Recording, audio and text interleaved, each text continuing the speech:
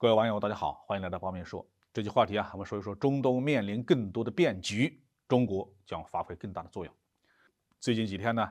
以色列全国爆发了激烈的街头抗议，反对以色列的总理内塔尼亚胡闹得不可开交。根据国内外媒体的报道呢，以色列的这次政治危机主要是由司法改革引起的。我们都知道，以色列作为西方国家的一员，也采取了所谓三权分立的政治架构。立法权、行政权和司法权彼此独立，国会、政府和法院相互牵制。内塔尼亚胡这一次所干的事情呢，就是要削弱司法这条腿儿。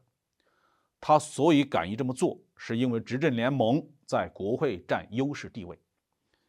内塔尼亚胡领导的右翼政党利库德集团获得议会120个席位中的32席，位居第一。内塔尼亚胡在整合了利库德集团、宗教犹太复国主义者党、沙斯党、圣经犹太教联盟党之后，就拥有了64个席位，在议会中呢占了相对的多数，推动司法改革就有了一定的政治基础。而司法改革的首要内容就是允许议会以简单多数否决最高法院的决定。简单的说，就是执政联盟可以推翻最高法院的裁决。这确实是颠覆性的改革。内塔尼亚胡为什么要这么改？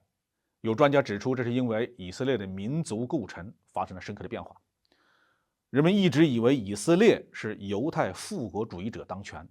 但实际上呢，以色列的公民中有21%是阿拉伯人，总数有200多万。犹太人呢占到了75%左右。看起来阿拉伯人在以色列处于绝对的劣势，但是我们看历史的数据就会发现呢，阿拉伯人的比例是逐步上升的。1948年以色列建国，当时境内有75万巴勒斯坦阿拉伯人。第一次阿拉伯和以色列的战争当中，大部分阿拉伯人逃离，一小部分没有地方可去，只好留了下来。到1949年战争结束的时候，以色列境内还有15万6千阿拉伯人，占当时以色列总人口的13%。但是阿拉伯人的繁殖能力极强，所占人口的比例是稳步提升，现在呢已经达到了21%的规模，这自然引起了犹太极右翼政党的不满。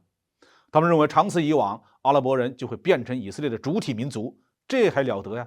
所以内塔尼亚胡到底想要干什么就很清楚了。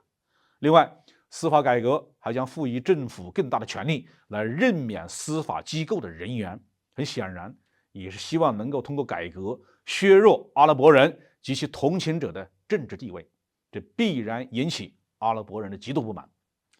因此呢，这场政治危机绝不仅仅是三权分立如何演变的问题，更是以色列的民族宗教政策不合理的综合体现。甚至连美国总统拜登都站出来干预了，要求内塔尼亚胡的改革要慎重啊。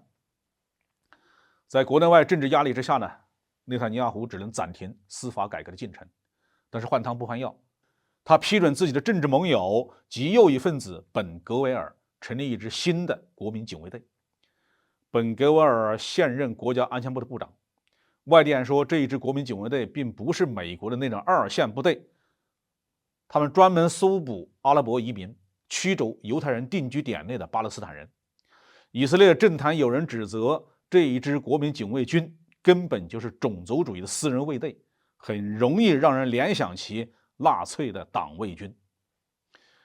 内塔尼亚胡以退为进的策略能否成功，在很大程度上呢，可能要取决于美国的政局变化。在战后几十年的历史中，美国虽然一再支持犹太复国主义，但是也很注意不让以色列搞得太过分，不要搞出大规模的种族屠杀这一类的丑闻来。很多次严重的人道主义危机都是美国出手平息的。如果美国因为这一次的银行业危机导致政府陷入了财政危机，失去了对全球事务的干预能力，以内塔尼亚胡为首的以色列极右翼势力，那可能就没有人可以约束了。会不会发生严重的民族宗教危机，甚至是人道主义危机，这都是国际社会要高度警惕的。这恐怕是美国实力衰落之后可能会出现的新问题，这需要联合全世界爱好和平的力量来阻止悲剧的发生。好，这个话题我们就说到这里。